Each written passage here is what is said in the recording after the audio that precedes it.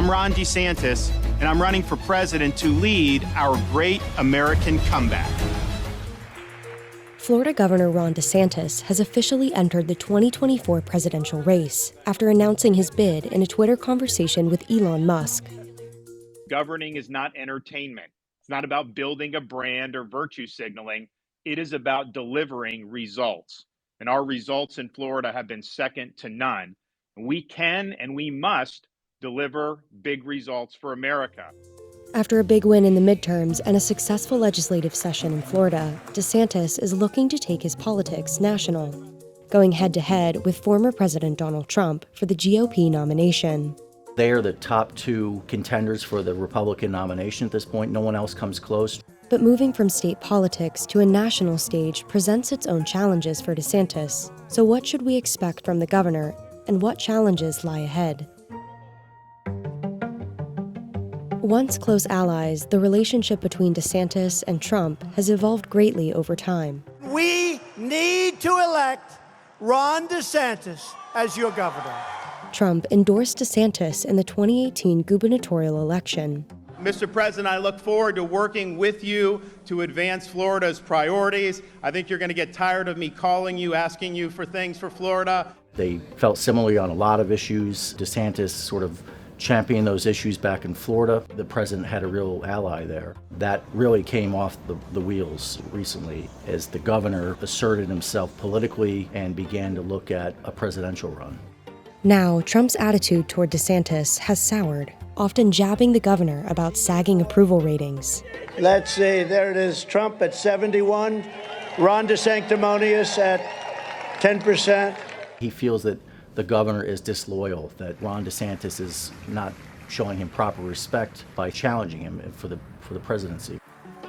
DeSantis has largely avoided responding to the former president's attacks.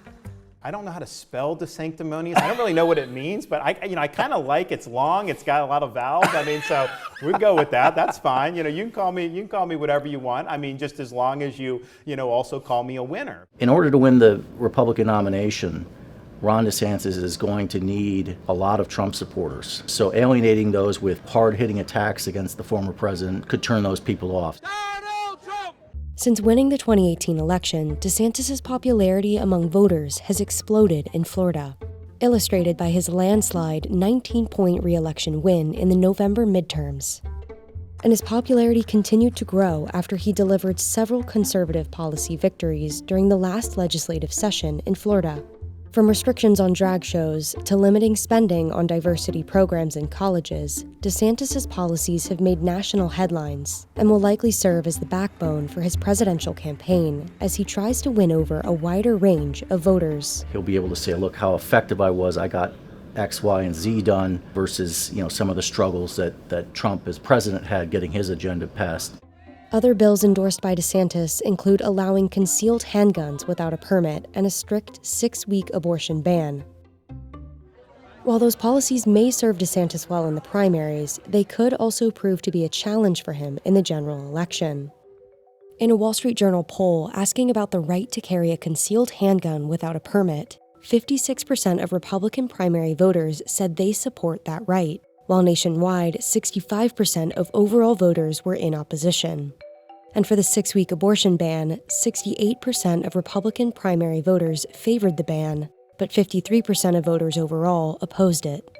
The abortion issue is very complex, it's controversial. 6 weeks is seen as pretty extreme by a lot of people. DeSantis is also preparing to challenge the incumbent President Joe Biden, who along with Trump has experience running in presidential elections and winning them. DeSantis is not tested on a national stage.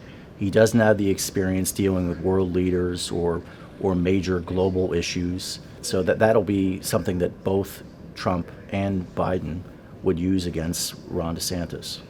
DeSantis now joins a growing swath of Republican candidates in the race, including Trump, former South Carolina Governor Nikki Haley, and South Carolina Senator Tim Scott, with the potential for others, including former Vice President Mike Pence, who may announce in the coming months.